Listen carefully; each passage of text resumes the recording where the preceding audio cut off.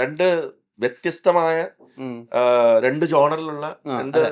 നല്ല സിനിമകളല്ലേ വരുന്നത്. അപ്പൊ അതിന് ഞാൻ ആദ്യം വിചാരിച്ചത്, ഞാൻ പലപ്പോഴും ഇങ്ങനെ ചിന്തിച്ചിട്ടുണ്ട്. ജയൻ എന്തിനാണ് ഇത്രയും, നമ്മുടെ ഉം. ഒരു സുഹൃത്താണ്. അപ്പം അതെ, അതെ, അതെ. 6 പടങ്ങളോളം ഉം. ഞങ്ങൾ ഒരുമിച്ച് ചെയ്തിട്ടുണ്ട്. അപ്പം ഇത്രയും വർഷം പിന്നെ ഉം.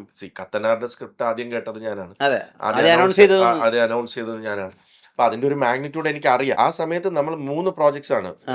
പ്ലാൻ ചെയ്തിരുന്നത്. Yes, yes, yes. ഒന്ന് ആട് 3, 2 സത്യന്റെ ബയോപിക് യെസ്, നമ്മൾ യെസ്, യെസ്. അനൗൺസ് ചെയ്തിരുന്നു. അപ്പൊ അതിന്റെ കൂടെ കത്തനാർ.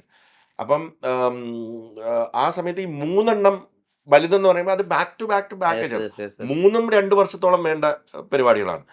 അപ്പം എൻ്റെ അടുത്ത് ജയൻ ഡിയർ, ഇത് 3ഉം നമുക്ക് ചെയ്യാൻ പറ്റുമോ, അതോ നമുക്ക് വേറെണ്ണം മാറ്റി ചിന്തിക്കണോ? അന്നേരം മാറ്റി ചിന്തിക്കുന്നുണ്ടെങ്കിൽ ആടായിരിക്കില്ല ഉം. എന്തായാലും. ആ, കാരണം ആ, ആട് ആ, എൻ്റെ അതെ, ഫ്രാഞ്ചൈസിയാണ്. അതെ, അതെ. പിന്നെ സത്യന്റെ ബയോപിക് ഞാൻ പൈസ കൊടുത്ത് റൈറ്റ്സ് വാങ്ങിച്ചു വെച്ചിരിക്കുന്നത്.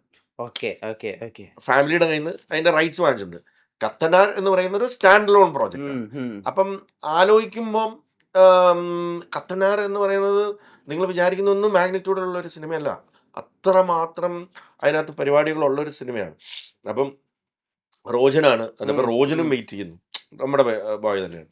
അപ്പം ആ ടീം എനിക്ക് വളരെ പ്രിയപ്പെട്ട ഒരു ടീമാണ്.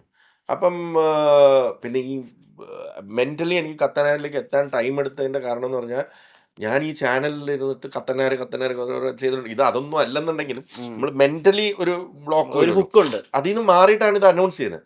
അപ്പോഴാണ് ഞാൻ എന്നോട് ചോദിച്ചത്, ഇതിലേക്ക് ഇങ്ങനെ ഗോകുലത്തിന് താല്പര്യമുണ്ട്, അവര് ചെയ്തോട്ടെ. അപ്പം ഞാൻ പറഞ്ഞില്ലേ 2019 ആടിലേക്കാണ് നമ്മൾ എത്തി നിൽക്കുന്നത്.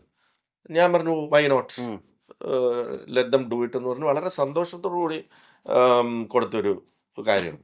അവരത് വൃത്തിയായിട്ട് ചെയ്തിട്ടുമുണ്ട്.